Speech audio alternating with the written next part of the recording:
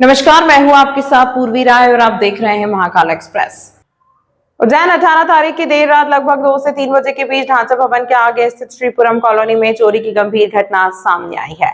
अज्ञात चोरों ने कॉलोनी में निवासरत राजीव द्विवेदी के घर का ताला तोड़कर अंदर प्रवेश किया और लगभग 80,000 रुपए नकद सहित सोने के आभूषण लेकर फरार हो गए। घटना के बाद कॉलोनी में दहशत का माहौल है।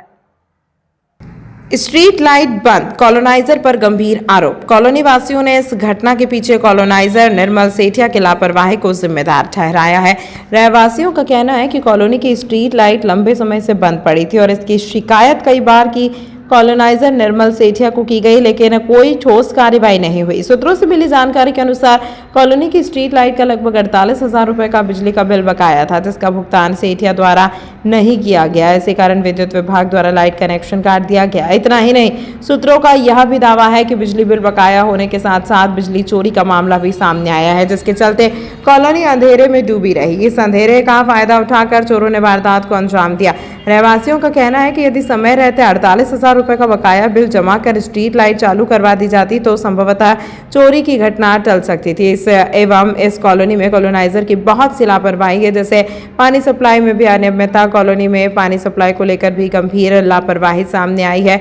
नियम अनुसार एक ट्यूबवेल मशीन से 3 से 4 घरों को पानी सप्लाई किया जाना चाहिए, लेकिन आरोप है कि एक ही मशीन से लगभग 12 से 13 घरों में पानी दिया जा रहा है। इससे मशीन पर अत्यधिक लोड पड़ता है। शॉर्ट सर्किट और आग लगने जैसी घटनाओं का खतरा बना रहता है। मशीन खराब होने पर उसका खामियाजा कॉलोनी वासियों को भुगतना पड़ता है। साथ ही सूत्रों के अनुसार आर्थिक रूप से कमजोर वर्ग के लिए निर्धारित मकानों को भी नियमों की अनदेखी पर 28 से 29 लाख रुपए के अन्य लोगों को बेच दिया गया। इससे पात्र गरीब और मध्यम वर्गीय परिवार वंचित रह गए। रहवासियों में आक्रोश, जांच की मांग। लगातार सामने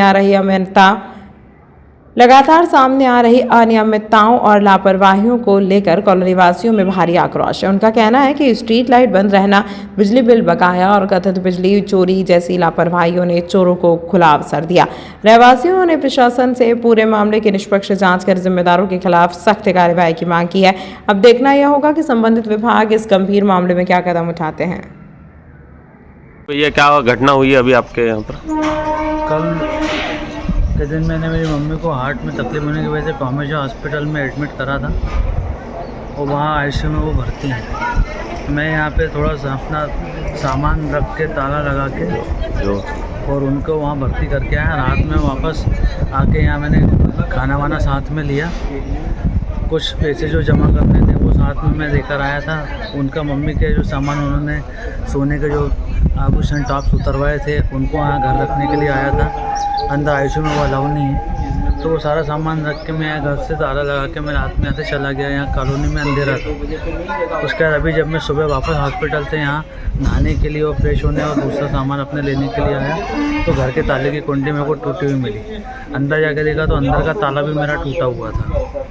उसके अंदर जाकर देखा तो मेरी दोनों अलमारी उसके लाकर काटे हुए टूटे पड़े। वहाँ मेरा पूरा सामान अस्त व्यस्त बिखरा हुआ मिला। और अंदर जाने के बाद मैंने देखा तो मम्मी का पर्स जिसमें मैंने उनके सोने के टॉप रखे थे, अलमारी में जो लॉकर जिनमें मैंने सोने चांदी उसके गहने रखे हुए थे जो माता राम ने इस वक्त पहने नहीं थे। उसके अलावा जो 80,000 रुपये मैं उनके इलाज के लिए कल कैश लेकर आया था वो और दूसरा सारा सामान मेरा सब गया। अच्छा, मतलब लगभग कितने की चोरी हुई है? सोना और वो मिला? सोना यदि चांदी उसको मिला लें तो करीब 2.5 से पौने, मतलब एक अनुमान जो मेरा अभी है। बाकी पूरी चीज़ें जांचने के बाद ही सही स्थिति बता पाऊँगा।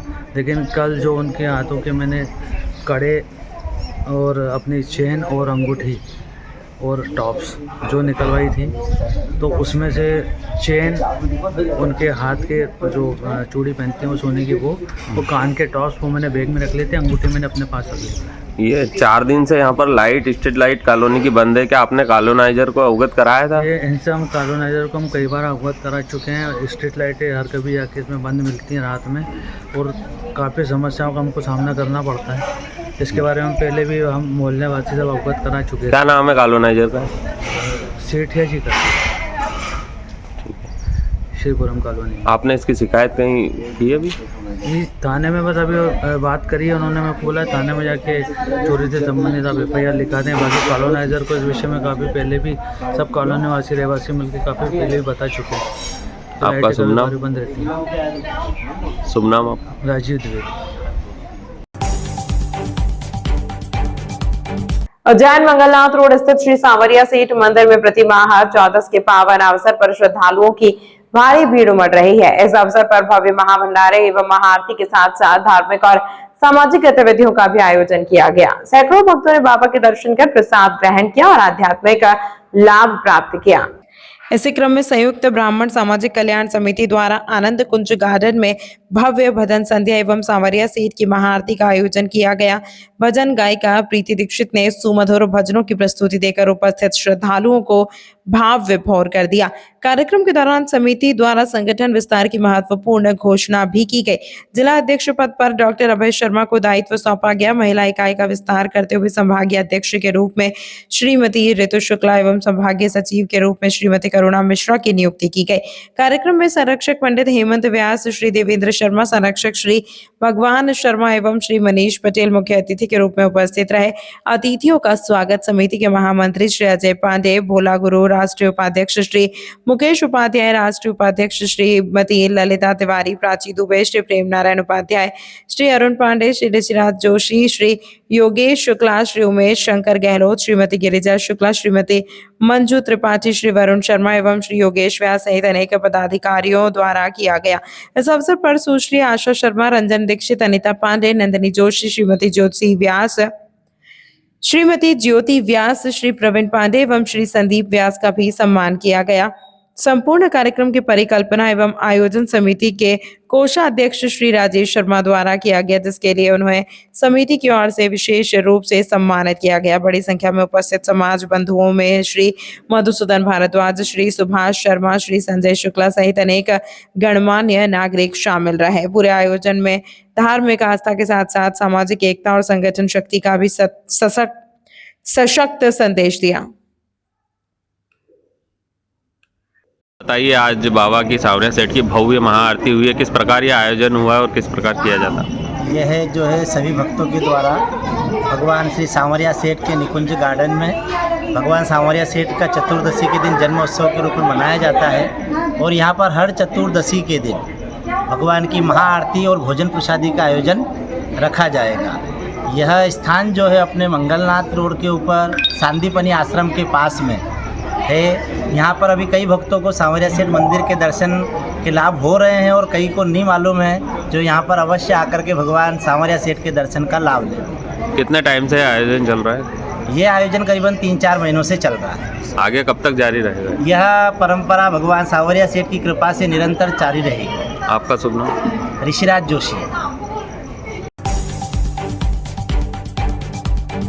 उज्जैन थाना नीलगंज क्षेत्र के केशव नगर में कोचिंग संचालक अजय जागरी के साथ हुई मारपीट की घटना के बाद दूसरे दिन भी माहौल गरमाया रहा। कार्रवाई से असंतुष्ट लोगों ने पुलिस कंट्रोल रूम पहुंचकर विरोध प्रदर्शन किया। गुस्साए प्रदर्शनकारियों ने कुछ देर के लिए सड़क जाम कर नारेबाजी की। थाना नीलगंगा क्षेत्र के केशव नगर में कोचिंग संचालक अजय जागरी के साथ हुई मारपीट की घटना के बाद दूसरे दिन भी माहौल गरमाया रहा। कार्रवाई से असंतुष्ट लोगों ने पुलिस कंट्रोल रूम पहुंचकर विरोध प्रदर्शन किया। गुस्साए प्रदर्शनकारियों ने कुछ देर के लिए सड़क जाम कर नारेबाजी की। लोगों ने मांग की थी कि कल एक युवक को पुलिस के द्वारा पीटा गया। पुलिसकर्मी पर कार्रवाई की मांग की और मुस्लिम पक्ष पर ठोस कार्रवाई की मांग पर अड़े रहे। इसके बाद में एसपी मौके पर पहुंचे और समझाइश देकर स्थिति को नियंत्रित किया। घटना की जानकारी देते हुए एसपी प्रदीप शर्मा ने बताया कि कल शिक्षक अजय जागरी जी के साथ कुछ लोगों द्वारा मारपीट की गई थी। इस मामले में एफआईआर दर्ज कर ली गई है और कुछ आरोपियों को गिरफ्तार भी किया गया है। एसपी ने बताया कि आज शिक्षक संघ के प्रतिनिधि ज्ञापन देने पहुंचे थे। उनका कहना है कि घटना में कुछ अन्य लोग भी शामिल हो सकते हैं तथा संबंधित व्यक्तियों के अवैध कब्जे, अवैध जल कनेक्शन या अन्य अवैध गतिविधियों की भी जांच की जाए। उन्होंने आश्वासित किया कि घटनास्थल के सीसीटीवी फुटेज की तत्काल जांच कराई जाएगी। फुटेज के आधार पर यदि अन्य लोग भी संलिप्त पाए जाते हैं तो उन्हें भी गिरफ्तार किया जाएगा। यदि किसी के अवैध कब्जे या अवैध कनेक्शन पाए जाते हैं तो इसकी सूचना नगर निगम को दी जाएगी ताकि निम्नानुसार कार्रवाई हो सके। एसपी ने भी बताया कि एक वीडियो और फोटो सामने आए हैं जिनमें एक युवक भी मौके पर दिखाई दे रहा है। आरोप है कि कुछ लोगों ने मुंह पर कपड़ा बांधकर पथराव करने का प्रयास किया। उन्होंने कहा कि घटना के दौरान वहां पहले से पुलिस बल तैनात था और स्थिति को बिगड़ने से रोकने के प्रयास किए गए। घटना में एक व्यक्ति के घायल होने की भी पुष्टि की गई है। इस संबंध में एसपी ने कहा कि यदि जांच में किसी भी प्रकार की लापरवाही या गलती पाई जाती है तो संबंधित के खिलाफ कार्रवाई की जाएगी। पूरे मामले की विस्तृत जांच के बाद संपूर्ण रिपोर्ट प्रस्तुत की जाएगी। फिलहाल क्षेत्र में पुलिस बल तैनात है और प्रशासन स्थिति पर नजर बनाए हुए है। केशव नगर विवाद मामले में घायल शिक्षक अजय जागरी की पत्नी पूनम जागरी ने गंभीर आरोप लगाए हैं। उन्होंने आरोप लगाया कि छोटी सी बात को लेकर मेरे पति को बहुत बुरी तरह मारा गया। अब हालात ऐसे हो गए हैं कि हम अपने ही घर से बाहर निकलने में डर रहे हैं। हमसे हफ्ता वसूली की उम्मीद की जाती है। हमारे छोटे छोटे बच्चों को धक्का देकर घरों में घुसने की कोशिश की जाती है। पूनम जागरी ने प्रशासन से मांग की है कि जिन 6-7 लोगों के नाम उन्होंने बताए हैं उनके खिलाफ सख्त कार्रवाई की जाए। साथ ही क्षेत्र में कथित अवैध कब्जों और अवैध गतिविधियों को हटाने की मांग की गई। कल हमारे एक शिक्षक हैं, वरिष्ठ शिक्षक हैं जागरी जी, उनके साथ कुछ लोगों के द्वारा मारपीट की गई थी। उनके बताए हुआ अनुसार FIR दर्ज की गई और कुछ लोगों को उसमें गिरफ्तार किया हुआ है। आज शिक्षक संघ के कुछ लोग संबंधित व्यक्तियों के अवैध कब्जे, अवैध नल कनेक्शन या अवैध गतिविधियों के संबंध में एक ज्ञापन देने आए थे और उनका कहना है कि उसमें कुछ लोग और भी शामिल हो सकते हैं। उसके संबंध में भी उन लोगों ने अवगत कराया है। हमने उनको आश्वस्त किया है कि उसमें जो CCTV फुटेज है उसको उसकी जांच की जाएगी तत्काल और उसमें अन्य जो भी लोग शामिल होंगे उन सभी को गिरफ्तार किया जाएगा। इसके अतिरिक्त अगर उनके अवैध जल कनेक्शन या अवैध कब्जे पाए जाते हैं तो उसके संबंध में हम नगर निगम और प्रशासन को भी सूचना देंगे, जिसके बाद उनके अवैध कब्जे और नल कनेक्शन के संबंध में प्रशासन अग्रिम कार्रवाई करेगा। देखिए, उसके संबंध में मैंने उनको अवगत कराया। एक वीडियो फुटेज उन्होंने दिखाया, उनमें से एक बच्चा है जो वहां पर था। उस दौरान कुछ लोगों के द्वारा मुंह पे कपड़ा बांध करके पथराव करने का प्रयास किया गया और वहां पर कुछ पुलिसकर्मी जो पहले ऑलरेडी तैनात थे उन्होंने आगे घटना बड़ी ना हो उसको देखते हुए वहां पे हल्के बल का प्रयोग किया। उसमें एक व्यक्ति को चोट आई है, उसके संबंध में भी मैंने एडिशनल एसपी साहब को कहा है वो जांच करेंगे। अगर किसी प्रकार की कोई गलती पाई जाती है तो कार्रवाई की जाएगी, अन्यथा पूरी फुटेज जांच करने के बाद जो विस्तृत प्रतिवेदन होगा वो उनके द्वारा सबमिट किया। प्राणघातक हमला हुआ है मुझ पर और मेरे पति पर गैर सनातनी लोगों के द्वारा। हमको अकेले पाकर भागवत कथा का अंतिम दिवस था। भागवत कथा के महिलाएं वहां जुटी हुई थी, उसका फायदा उठाकर कि कोई पुरुष नहीं है, छोटी सी घटना के लेकर हमको प्राणघातक हमला किया है। बहुत बुरी तरह से मारा है। मतलब ये स्थिति हो गई है कि हम अपने घरों से बाहर नहीं निकल सकते। वो हमसे हफ्ता वसूली की उम्मीद करते हैं और हमारे जो छोटे छोटे बच्चे उनको ऐसे धक्का मार के घरों के अंदर भर के जाते हैं।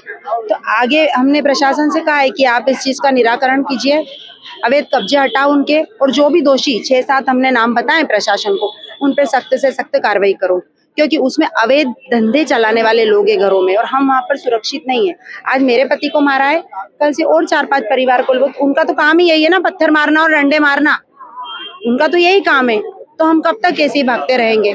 अब निराकरण चाहिए हमको, अब रिजल्ट चाहिए हमको और दिखना चाहिए वो रिजल्ट। बिल्कुल मिले एसपी साहब को पूरा, और हम उनके उत्तर से संतुष्ट है, लेकिन ये हल जल्दी होना चाहिए। संतुष्टि तो उनने हमको दे दी है, लेकिन ये संतुष्टि जल्द से जल्द दिखना चाहिए। आपका नाम? पूनम जागरी। विश्व प्रसिद्ध बाबा महाकाल के नगरी उज्जैन में हर पर्व हर्षोल्लास के साथ में मनाया जाता है। उज्जैन में महाशिवरात्रि के पावन अवसर पर शिव पार्वती विवाह के बाद एक अनोखी परंपरा निभाई जाती है। विवाह उत्सव के उपरांत भगवान महाकाल का भव्य रिसेप्शन आयोजित किया जाता है, जिसे शयनार्थी भक्त परिवार हर वर्ष श्रद्धा और उल्लास के साथ संपन्न करता है। इस वर्ष 26 फरवरी को आयोजित होने वाले इस विशेष समारोह में 56 प्रकार के भोग का प्रसाद अर्पित किया जाएगा। विवाह उत्सव के उपरांत भगवान महाकाल का भव्य रिसेप्शन आयोजित किया जाता है, जिसे शयनार्थी भक्त परिवार हर वर्ष श्रद्धा और उल्लास के साथ संपन्न करता है। इस वर्ष 26 फरवरी को आयोजित होने वाले इस विशेष समारोह में 56 प्रकार के भोग का प्रसाद अर्पित किया जाएगा। मान्यता है कि इस दिव्य निमंत्रण में केवल श्रद्धालु ही नहीं बल्कि भगवान के गणभूत और प्रेत भी आमंत्रित किए जाते हैं। आयोजन से पूर्व चिंतामण गणेश मंदिर और महाकालेश्वर मंदिर में निमंत्रण पत्रिका अर्पित कर विधिवत शुरुआत की गई है। इसके बाद भक्तगण घर घर जाकर आमंत्रण दे रहे हैं। यह आयोजन संस्था का 26वां वर्ष है, जो आस्था, परंपरा और भक्ति का अद्भुत संगम प्रस्तुत करता है। रिसेप्शन कार्ड की मुख्य बातें। कार्ड के फ्रंट पेज में बाबा महाकाल संग मां पार्वती विवाह रिसेप्शन, नगर भोज, दिनांक 26 फरवरी 2026, गुरुवार, स्थान कुमावत मारवाड़ी धर्मशाला, नरसिंह घाट के सामने, उज्जैन। समय शाम 4 बजे से आपके आगमन श्री महाकाल थयन आरती भक्त परिवार उज्जैन लिखा है। कार्ड के दूसरे पन्ने पर श्री विवाह उत्सव लिखा हुआ। श्री गणपति पूजन दिनांक 25/2/2026 बुधवार प्रातः 10 बजे। हल्दी मेहंदी दिनांक 25/2/2026 बुधवार शाम 4 बजे। साथ ही उसके नीचे लिखा है, वहीं दूसरी तरफ शुभ लग्न दिनांक 26/2/2026 गुरुवार शाम 5 बजे लिखा हुआ है। मैंने देखा अनोखा विवाह का आयोजन होने जा रहा है, जिसके अंदर भूत प्रेत भी शामिल होंगे। कब होगा, कितने साल से आप ये कर रहे हैं? ये बाबा महाकाल की असीम कृपा है। मेरी क्या औकात है और कोई किसी की औकात है, पर ये बाबा जो कराता है। हम कई बार सोचते हैं कि इस कार्यक्रम को कैसे करें, पर 26 साल निकल गए, हमको एहसास नहीं हुआ। हमारे छोटे बड़ा को शादी लायक होगा सबके। तो ये बाबा की ऐसी कृपा है, 26 साल से लगातार चल रहा है निर्विघ्न। और दूसरी बात विशेषता ये रही कि इसमें आज तक हमने 26 साल के अंदर डालडा घी नहीं वापरा। शुद्ध घी से नुक्ति बनती है और साफ सुथरा खाना बनता है। जिसकी जो श्रद्धा बनती है वो दे जाता, हम किसी की जबरदस्ती नहीं करते हैं। और बाबा की इसी कृपा की नगर कोर्ट से भगवान शंकर पार्वती को शिवरात्रि में भगवान को निमंत्रण दे देते हैं कि बाबा आप नगर कोर्ट से दूल्हा दुल्हन के रोज आज हमारे घर भोजन करना हो। तो उस रूप में हमारे यहाँ भोजन करने आते हैं। तो ये पूरी मंडली जो भक्त बाबा की है उनको प्रेम से भोजन कराती है, और उनके साथ जो आते हैं वो नगरवासी उनको भी भोजन करा के हम अपने आप को धन्य मानते हैं।